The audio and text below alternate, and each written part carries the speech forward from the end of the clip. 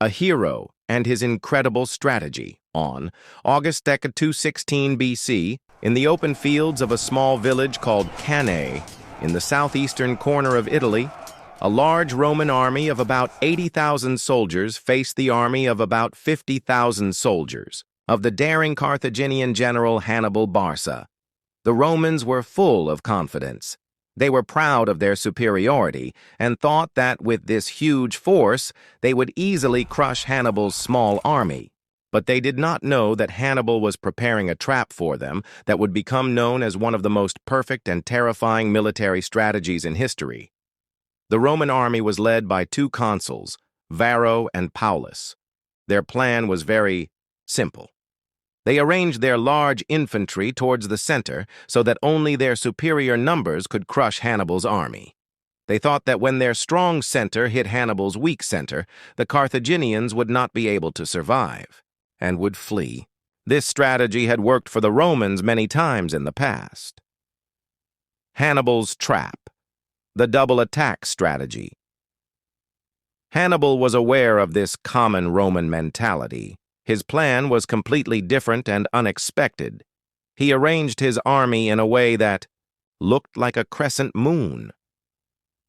He placed his weakest infantry, Gallic and Iberian, in the center and deliberately kept it in the back.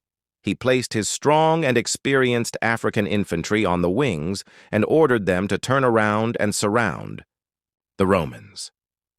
He placed his powerful Numidian cavalry on both sides of his army, whose task was to first defeat the Roman cavalry and then attack the Roman infantry from the rear.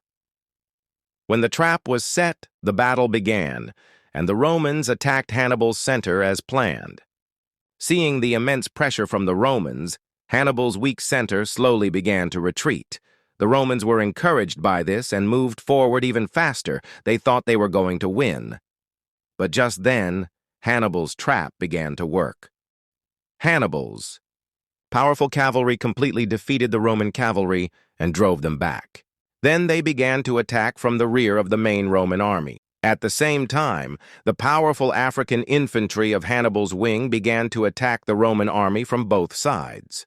The Romans found themselves in a terrible encirclement without realizing it. Hannibal's army surrounded them from all sides and began to attack.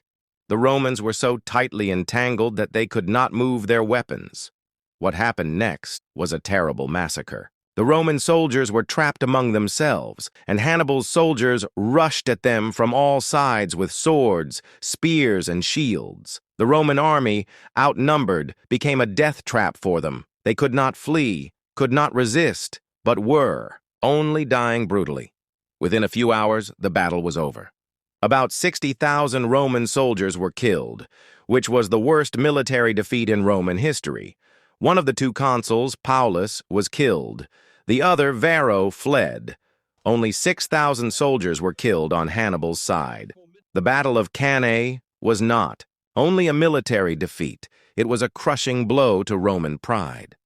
Through this battle, Hannibal proved that it was possible to defeat a large army not only by numbers, but also by intelligent and perfect tactics.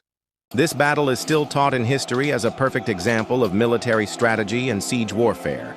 It was a black day for Rome, which gave rise to a deep desire for revenge against Hannibal and Carthage. The situation in Rome after the Battle of Cannae was dire.